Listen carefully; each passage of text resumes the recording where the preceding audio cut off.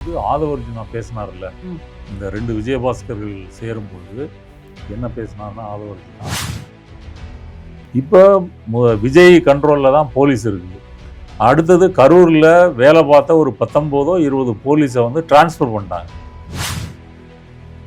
ஆரம்பத்திலேருந்து கரூர் சம்பவம் நடந்ததுலேருந்து விஜய் முன்வைக்கிற நரேட்டிவ் என்ன, தாவேகா பரப்புகின்ற பிரச்சாரம் என்ன, இதுக்கு காரணம் நாங்கள் இல்லை. அடுத்தது 5 நிமிஷத்தில் எப்படி செந்தில் பாலாஜி அரசு மருத்துவமனைக்கு போனார், இதையெல்லாம் முன் வச்சு இந்த கான்ஸ்பிரசி தியரிகளை பரப்புறாங்க. நான் ஓடிட்டேன், இந்த சம்பவத்துக்கு நான் ஓடி ஒளிஞ்சிட்டேன்னு என்னை பற்றி டிஎம்கே ஆளுங்கெல்லாம் வந்து அவதூறாக பேசுனீங்க, அப்போ வாயின்ட்டு என்ன வேணால் பேசுவீங்களான்ற மாதிரி கேட்குறாரு சார். இது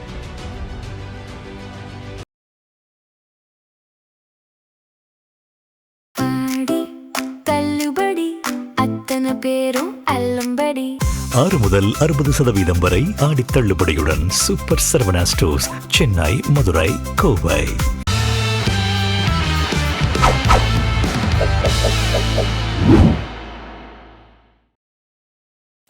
ஜெம் டிவி நேயர்களுக்கு அன்பார்ந்த வணக்கம். நான் உங்கள் தொகுப்பாளர் விஜேடினா. இன்றைய நேர்காணலில் நம்ம கூட ஜேர்னலிஸ்ட் நாதன் சார் இருக்கார். வணக்கம் சார். வணக்கம் சார், எப்படி இருக்கீங்க? நல்லா இருக்கேன். ஆக்சுவலாக வந்துட்டு பார்த்தீங்கன்னா, ரீசெண்டாக வந்து டிஎம்கேவோட போராட்டங்கள் நிறைய இருந்துச்சு. அதாவது வந்துட்டு கரூர் விஷயம் வந்து கேஸில் இருக்கிறப்போ வந்துட்டு நம்ம சிஎம் சார் வந்து விஜய் போகக்கூடாது அப்படின்னு சொல்லிட்டு அதையும் மீறி அவர் அங்கே போயிருக்காரு. இது எப்படி சார் பார்க்குறீங்க? இல்லை, சிஎம் போகக்கூடாதுன்னு அவங்க கேஸ் போடலை. அவங்க கரூர் இன்சிடென்ட் பற்றி பேசக்கூடாது, அதாவது விமர்சனங்கள் பண்ணக்கூடாது. இல்லை, போக்குறதுக்கு கூட ஒரு சில விமர்சனங்கள் வந்ததே சார், போகக்கூடாதுன்ட்டு. இல்லை, அது மாதிரி ஒன்றும் இல்லை. இவங்க டிஎம்கே தரப்புலேருந்து அப்படி கோர்ட்டுக்கு போகலை. அவங்க போனது வந்து ஆதவர்ஜுனா பேசினார்ல, இந்த 2 விஜயபாஸ்கர்கள் சேரும் பொழுது என்ன பேசினார்னா ஆதவர்ஜுனா, கரூரில் இந்த மாதிரி உங்கள் பையனுக்காக, உதயநிதி ஸ்டாலினுக்காக போலீஸை வைத்து எங்கள் மக்களை கொன்னீங்களே, அதற்கு நாங்கள் கணக்கு தீர்க்க வேண்டிய தேவை இருக்குது அப்படின்னு அவர் பேசுகிறாரு. அப்படி ஆதவர்ஜுனா பேசுனது வந்து சிபிஐ விசாரணை இருக்குது. சிபிஐ விசாரணை இருக்கும்போது இவர் இப்படி பேசுவது அப்படின்றது எப்படி சரியாக இருக்க முடியும்? அதை வந்து சுப்ரீம் கோர்ட்டு அதை திமுக போட்ட மனுவை வந்து ஏற்றுக்கொள்ளலை. ஏன் ஏற்றுக்கொள்ளலை அப்படின்னு சொன்னால், அது வந்து கருத்துரிமை, அவங்க பேசுனாங்கன்னா நீங்களும் பேசுங்க அப்படின்னு சொல்லிட்டாங்க. அது வந்து சுப்ரீம் கோர்ட்டினுடைய ஒரு தவறான உத்தரவு அப்படின்னு தான் நான் பார்க்குறேன். ஏன் அப்படின்னு சொன்னால், செந்தில் பாலாஜி அவர் பணம் வாங்கிட்டு வேலை கொடுக்குறேன்ற கேஸில் சுப்ரீம் கோர்ட்டுக்கு போகும்போது அவர் பெயில் கிடச்சி பெயிலில் வெளியே வராரு. அப்புறம் வந்து மீண்டும் அவர் அமைச்சரவை பொறுப்பு கொடுக்குறாங்க. அப்போ சுப்ரீம் கோர்ட் என்ன சொல்லுதுன்னா, நீங்கள் அமைச்சராக இருந்தீங்கன்னா சாட்சிகளை கலைப்பதற்கு வாய்ப்பு இருக்குதுன்னு அவங்க சொல்கிறாங்க. அதனால் அமைச்சராக இருந்தால் நீங்கள் வந்து மீண்டும் சிறைக்கு போங்க, இல்லைன்னா உங்களுக்கு பெயில் கிடைக்கும் அப்படின்னு சொல்கிறாங்க. அப்போ அமைச்சராக இருக்கிறவங்க இன்ஃப்ளூயன்ஸ் பண்ணுவாங்கன்னு செந்தில் பாலாஜிக்கு பொருந்துறது ஆதவர்ஜுனாவுக்கு பொருந்தாதா? ஆதவர்ஜுனா ஒரு மினிஸ்டர். இப்போ கரூரில் அவர் வந்து சாட்சிகளையோ மக்களையோ இன்ஃப்ளூயன்ஸ் பண்ணாருன்னா அப்போ வந்து சுப்ரீம் கோர்ட்டுக்கு அது தோணலை. இதாக 2வது கருத்து சுதந்திரன்ற முறையில் அதை ஏற்றுக்கொள்ள முடியுமா? அவர் சொன்னது அப்பட்டமாக போலீஸை பயன்படுத்தி கொண்டிருக்காங்க அப்படின்னு சொல்கிறாரு. இப்போ விஜய் கண்ட்ரோலில் தான் போலீஸ் இருக்குது. அடுத்தது கரூரில் வேலை பார்த்த ஒரு 19 20 போலீஸை வந்து டிரான்ஸ்ஃபர் பண்ணிட்டாங்க. அடுத்தது அதில் ஒரு டிஎஸ்பி இருக்கார். அந்த டிஎஸ்பி தான் விஜய் வந்து பிரச்சாரத்துக்கு வரும்போது 50 மீட்டருக்கு முன்னாடியே நீங்கள் பஸ்ஸை நிறுத்துங்க, அங்கே போனீங்கன்னா கூட்டம் அதிகமாக இருக்குது, இங்கே பேசுங்கன்னு அவர் சொல்லியிருக்காரு. அதையும் மீறி தான் இவங்க வந்திருக்காங்க. இப்போ அந்த டிஎஸ்பிலாம் மாற்றிட்டாங்க. ஏன் சார், ஒரு சின்ன சந்தேகம். இப்போ நீங்கள் சொல்கிறீங்கல்ல விஜயோட கண்ட்ரோலில் தான் போலீஸ் இருக்குன்னு, அப்போது வந்து இந்த கரூர் சம்பவம் நடக்கும் போது ஏன் வந்து அப்போ டிஎம்கே கண்ட்ரோலில் தானே போலீஸ் இருந்திருக்கும். அப்போ வந்து விஜய் முன் வைக்கிற ஒரு சில விஷயங்கள் வந்து யோசிக்கிற மாதிரி இருக்கே சார். இப்போ டிபார்ட்மெண்ட் ஆக்ஷன் எடுக்கலாமா முடியாதா? முடியுமே. அப்போ எடுத்துருக்க வேண்டியதானே. டிரான்ஸ்ஃபர் பண்ணீங்க, டிரான்ஸ்ஃபர்ன்றது ஒரு தண்டனை இல்லை, ஒரு பணி மாற்றம் தான். இன்னொரு இடத்துக்கு மாற்றுறீங்க, உங்களுக்கு தைரியம் இருந்தால் நீங்கள் டிஸ்மிஸ் பண்ணுங்கள், ஏதோ பண்ணுங்கள், அதை எடுக்க வேண்டியதானே. அப்போ அது வந்து பயம். என்ன பயம்? ஒன்று போலீஸ் டிபார்ட்மெண்ட்டை பழிச்சுக்கு வரதா அப்படின்னு ஒரு பயம். 2வது அப்புறம் கோர்ட்டில் வந்து அது பிரச்சனையாகும். இந்த சிபிஐ விசாரணை நடக்குது இல்லையா, இவங்க வேண்டுமென்றே வந்து போலீஸை வந்து நடவடிக்கை எடுத்திருக்கிறார்கள், இது வந்து வழக்கு விசாரணையை பாதிக்குது அப்படின்னு சிபிஐலையும் அது பிரச்சனையாகும். அதனால் அவர் கம்முன்னு இருக்கிறார். அப்போ அவங்களுடைய நோக்கம் வந்து என்னன்னா, ஆரம்பத்திலேருந்து கரூர் சம்பவம் நடந்ததுலேருந்து விஜய் முன்வைக்கிற நரேட்டிவ் என்ன, தாவேகா பரப்புகின்ற பிரச்சாரம் என்ன, இதுக்கு காரணம் நாங்கள் இல்லை. விஜய் லேட்டாக வந்ததோ, காலையிலேருந்து அந்த மக்களை அங்கே சேர வச்சு யோசிச்சு பாருங்க. போலீஸ்கிட்ட வந்து இவங்க பெர்மிஷன் வாங்கினது மதியம் 3லேருந்து 10 மணி வரைக்கும். ஆனால் விஜய் வந்தது 7 மணி. ஓகே, நாங்கள் போலீஸ் பெர்மிஷன் வாங்கின நேரத்தில் தான் வந்தேன்னு விஜய் சொல்கிறாரு. ஆனால் முந்தின நாள் மதியம் வந்து புசி ஆனந்த் பேட்டி கொடுக்கும்போது என்ன சொல்கிறாரு அப்படின்னு சொன்னால், நாளைக்கு காலையில் 12 மணிக்கு விஜய் அங்கே வருவார் அப்படின்னு சொல்லி ஓப்பனாக அறிவிக்கிறார். இதை நம்பித்தான் சுற்று வட்டாரத்தில் இருக்கக்கூடிய மக்கள் எல்லாம் காலையில் 7 மணிக்கே அங்கே வந்து அசம்பிள் ஆகிறாங்க. அப்போ 7 மணிக்கு வந்தவங்க நைட்டு 7 மணி வரைக்கும் காத்திருக்கிறாங்க. உணவில்லை, குடிநீர் இல்லை, அப்புறம் வந்து மக்கள் நெரிசலாக இருக்கிறதுனால சுவாசிக்கிறதுல பிரச்சனை வருது, அப்புறம் வந்து ரெஸ்ட் ரூம் ஏற்பாடுகள் இல்லை, இதையெல்லாம் சகித்து கொண்டு தான் அந்த மக்கள் இருக்கிறாங்க. அப்போ காலையில் காலையிலே அவங்க வந்ததுனால இவங்க ஸ்பீக்கரில் வந்து விஜயோடைய அந்த பிரச்சார பாடல்களை போடுறாங்க. இப்போ ஒரு 12 மணிக்கு தான் வராருன்னு 7 மணிக்கு தான் வராருன்னு சொன்னால் நீங்கள் ஒரு 5 மணிக்கு பாட்டு போட்டிருக்கலாம்ல, எதுக்கு காலையிலே போடுறீங்க? அப்போ மக்கள் கூட்டம் வந்து சேரணும், அப்படியே பிதுங்கணும். அந்த மக்கள் வெள்ளத்தில் நம்ம வந்து அப்படியே நீந்திட்டு போகிற மாதிரி, அப்போ தான் ட்ரோன் ஷாட்டுக்கு நல்லா இருக்குன்னு ஒரு சினிமாத்தனமாக, அயோக்கியத்தனமாக யோசித்ததனுடைய விளைவு தான் இந்த துயரத்துக்கு முக்கியமான காரணம். இப்போ விஜய் வந்து திட்டமிட்டே இதை நடத்தியிருக்கிறார். ஆனால் இதுக்கு திட்டமிட்டிருக்கிறாங்க, கூட்டம் சேரணும். 2வது அன்னைக்கு வந்து சனிக்கிழமை வந்து தொழிலாளர்கள்லாம் சம்பளம் வாங்கிட்டு வரக்கூடிய நாள். அதனால் அவங்க கூட்டத்துக்கும் இவங்க வெயிட் பண்ணியிருக்காங்க. அதனால் விஜய் தாமதமாக வந்தது தான் முக்கியமான காரணம். ஆனால் அன்னையிலேருந்து இவங்க முன்வைக்கிற நரேட்டிவ் என்னென்னா, செந்தில் பாலாஜி ஆட்கள் வந்துட்டாங்க, அவங்க ஸ்ப்ரே அடித்தாங்க, மயக்க மருந்து ஸ்ப்ரே அடித்தாங்க, கத்தியால் குத்துனாங்க, அடுத்தது 5 நிமிஷத்தில் எப்படி செந்தில் பாலாஜி அரசு மருத்துவமனைக்கு போனார், இதையெல்லாம் முன் வச்சு இந்த கான்ஸ்பிரசி தியரிகளை பரப்புறாங்க. சரி சார், அப்போ இவ்வளோ முன்வைக்கிறாங்களா சார், இதுக்கு வந்து அவங்க சைட்லேருந்து என்ன வாதம் வந்தது சார்?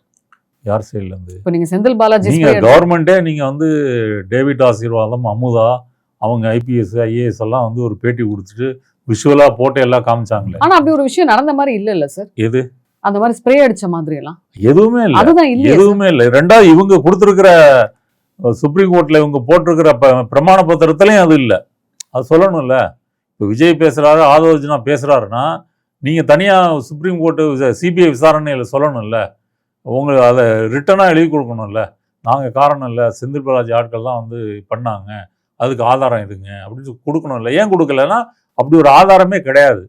அப்போ ஆதாரமே இல்லாமல் கோர்ட்லேயும் அதை பற்றி ஒன்றும் சொல்லாமல் பொது வழியில் பேசுறதுக்கு என்ன காரணம் அப்படின்னு சொன்னால், மக்கள் மத்தியில் அப்படி ஒரு மாயை, ஒரு மைண்ட் செட்டை அப்படி வந்து கொண்டு போயிடும். இவங்களை ப்ளேம் பண்ணி, அதாவது தவறு செஞ்சவங்க இவங்க, ஆனால் ஒரு விக்டிம் கார்டு எடுத்து அதை வந்து நேர் எதிராக அவங்க மேலே திருப்புறது. பாதிக்கப்பட்டது என்னமோ விஜய் மாதிரியும், பாதிப்பு ஏற்படுத்தினது திமுக கவர்மெண்ட் மாதிரியும் ஒரு இது கொண்டு போகிறது தான் இவங்க செய்கிறாங்க. அந்த ஸ்கிரிப்ட் படி தான் அன்னைக்கு விஜய் வந்து கரூரில் மீண்டும் பேசியிருக்காரு. அதனால் நான் என்னுடைய பாயிண்ட் என்னென்னா, 41 பேர் கொல்லப்பட்டிருக்காங்க. அவங்கெல்லாம் யார்? அவங்கெல்லாம் விஜயை வேடிக்கை பார்க்க வந்து சாதாரண மக்கள். ஆமாம், ஃபேன்ஸு கூட இல்லை. அங்கே போய் பல யூடியூப் சேனல் பேட்டி எடுத்ததில் நம்ம பக்கத்தில் விஜய் வந்து வாராரு. சினிமாவில் பார்த்த விஜய் நேரில் எப்படி இருப்பார்? இப்போ நீங்கள் விஜய் வந்தாலும் பார்ப்பாங்க, அஜித் வந்தாலும் பார்ப்பாங்க, யோகி பாபு வந்தாலும் பார்ப்பாங்க, நயன்தாரா த்ரிஷா வந்தாலும் பார்ப்பாங்க. அவங்கள பொறுத்த வரையும் திரையில் பார்த்தவங்கள நேரில் பார்த்தா அவ்வளோதான். அந்த கியூரியாசிட்டிக்கு தான் அவங்க பார்க்க வராங்களே தவிர அப்படிப்பட்டவங்க இறந்து போயிருக்காங்க. அப்போ விஜய் இன்று வரையிலும், அன்னைக்கு சொன்னார் இல்லையா, நான் பல வழிகளை பார்த்துருக்கேன், ஆனால் இந்த வழி தான் எனக்கு ரொம்ப பெரிய வழியெல்லாம் சொன்னார் இல்லையா, அதற்காக நான் வருத்தப்படுகிறேன், என்னை மன்னித்து கொள்ளுங்கள், ஒரு வார்த்தை கேட்டிருக்காரா? அப்போ இவ்வளவு நாள் நடந்ததுக்கு ஒரு வருத்தம் கூட கேட்கல. ஆனால் அவர் மீட்டிங்கில் இப்போ சொல்லியிருக்காரு சார், இந்த மாதிரி வந்து போலீஸ் வந்து அலர்ட் கொடுத்துச்சான், இதுக்கு அவர் முன்னாடி போக வேண்டிய இடத்துல வந்து கூட்டம் இருந்ததுன்னு அலர்ட் கொடுத்துச்சான். அந்த அலர்ட்டையே வந்து போலீஸ் வந்து கரூருக்கு கொடுக்கல, அப்போ போலீஸோட சூழ்ச்சின்ற மாதிரி சொல்றாங்க. போலீஸ் தான் அலர்ட் கொடுத்ததுன்னு நான் சொன்னேன் 50 மீட்டர் முன்னாடி. நீங்க சொல்றீங்க சார், பட் ஆனா அவர் ரெக்கார்ட் இருக்கு. பட் ஆனா இப்ப நீங்க நான் சொல்லல, இப்ப பப்ளிக்கா இருக்கக்கூடிய ஒரு விஷயத்த அவர் அகெயின்ஸ்ட் பண்ணி பேசுறாரே சார். பொய் சொல்றாரு. அவர் பொய் சொன்னா நம்ம ரசிகர்கள் எல்லாம் ஏத்துக்குவாங்க அப்படின்னு நினைக்கிறாரு. இன்னொன்னு யோசிச்சு பாருங்க, அந்த கரூர்ல பாதிக்கப்பட்டவங்க குடும்பங்கள்லாம் இருக்கு இல்லையா, அதுக்கு என்ன சொல்றாரு, இறந்து போனவங்கலாம் என்னுடைய தங்கைகள், அக்கா, தம்பி, குழந்தைகள் இறந்து போயிருக்காங்க. அந்த குழந்தைங்கள்லாம் யாரு? டிவியில் என் பாட்டு ஓடும்போது பக்கத்தில் வந்து டிவியை தொட்டு முத்தம் கொடுப்பாங்க, ஏதாவது மேகசினில் என் படம் இருந்தால் முத்தம் கொடுப்பாங்க அப்படின்னு சொல்கிறாருங்க. அப்போ கூட இவர் தான் முன்னிலைப்படுத்துகிறாரு. அந்த மக்களுடைய சோகத்தை சொல்ல வந்தவர் அங்கே வந்து விஜய் ஆகிய எனக்கு அவர்கள் முத்தம் கொடுப்பாங்கன்னா என்னுடைய பராக்கிரமத்தை பாருங்க, என் பின்னாடி இருக்கிற ஒளிவட்டத்தை பாருங்க, நான் கடவுள் மாதிரி. எவனாவது இப்படி பேசுவானா?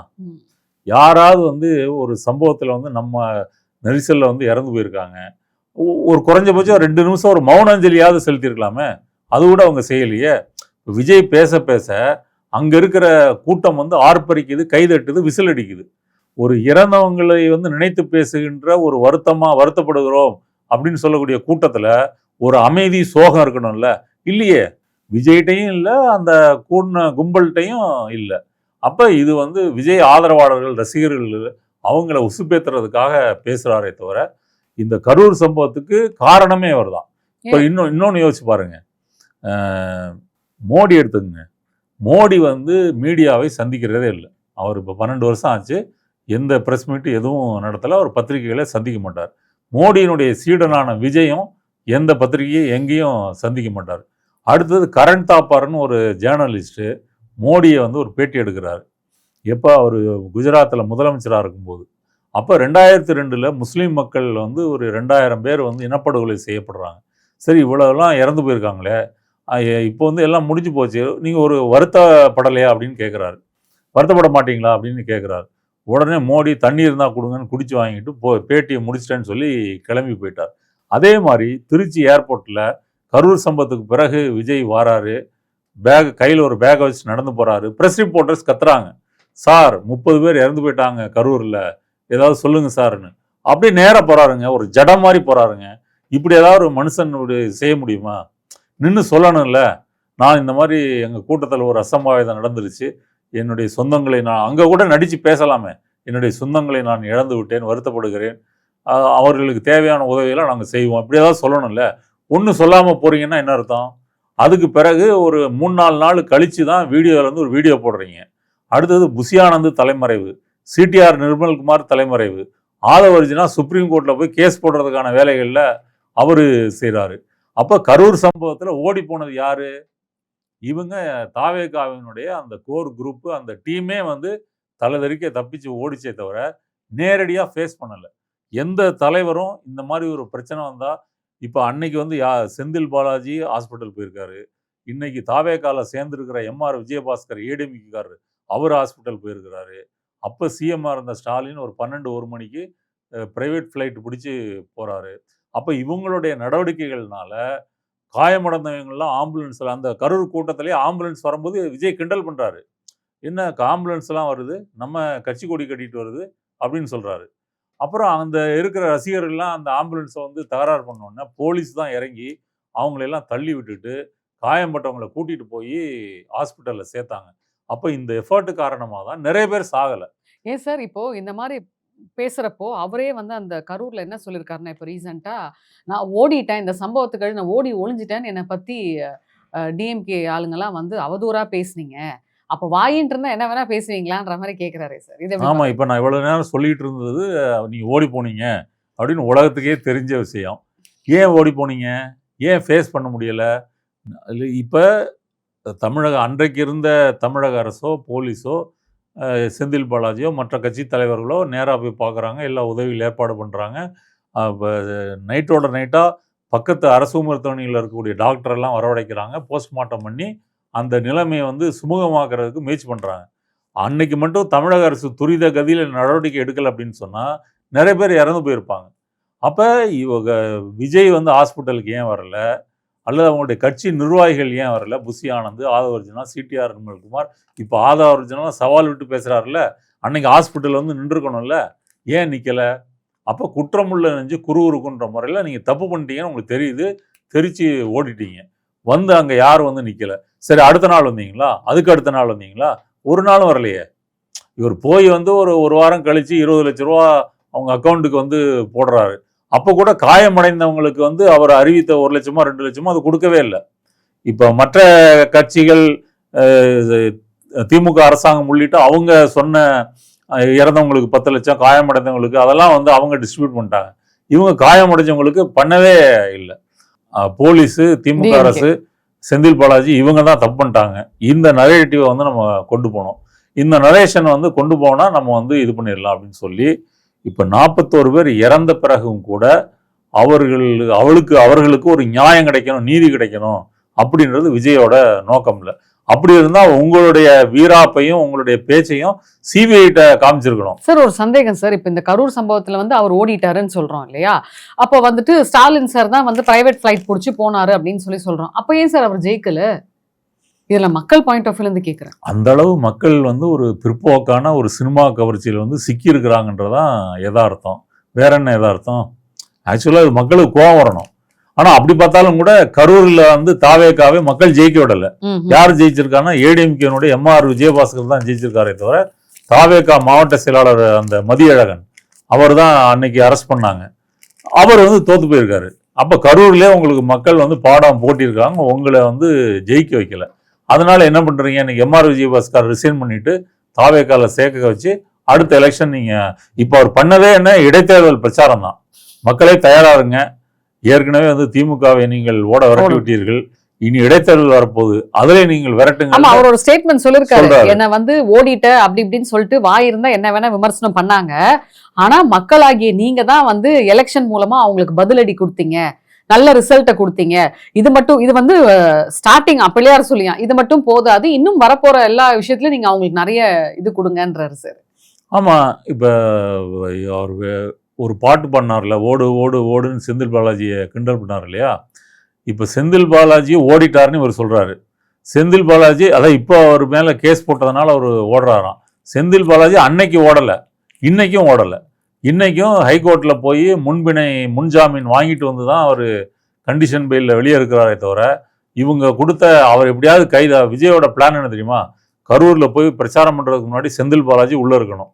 அதுக்காக தான் அவர் வந்து பிளான் பண்ணது. எது, இந்த ஒரு இளையராஜான்னு ஒரு எம்எல்ஏ, அந்த எம்எல்ஏ 35 கோடி ரூபாய் கொடுத்து அவரை ரிசைன் பண்ண வச்சு சபாநாயகருக்கு எதிராக ஒரு நம்பிக்கையில்லா தீர்மானம் வரும், அதுக்கு அவர் ஓட்டு போடணும் அப்படின்னு சொல்லி தாவேக்கா எம்எல்ஏக்களையெல்லாம் வந்து திமுக முயற்சி பண்ணது, செந்தில் பாலாஜி முயற்சி பண்ணாருன்னு ஒரு பொய் கேஸை போட்டு இவங்க பண்ணிட்டு இருக்காங்க.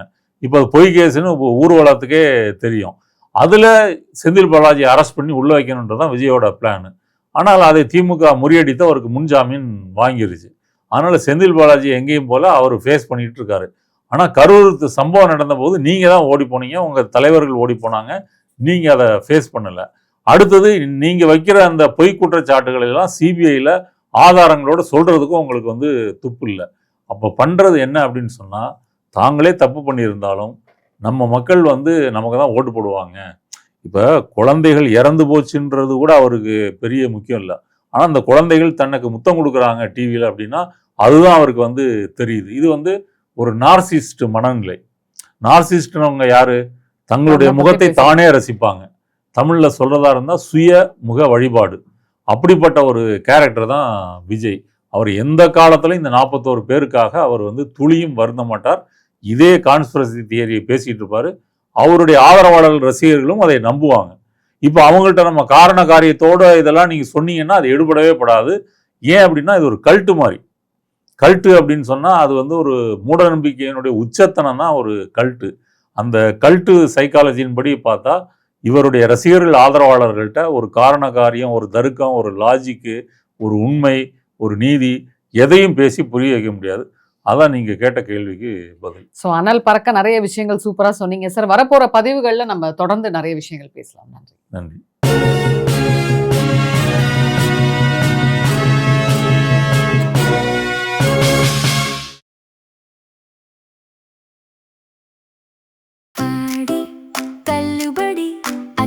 பேரும் அல்லம்படி 6 முதல் 60% வரை ஆடி தள்ளுபடியுடன் சூப்பர் சரவணா ஸ்டோர்ஸ், சென்னை, மதுரை, கோவை.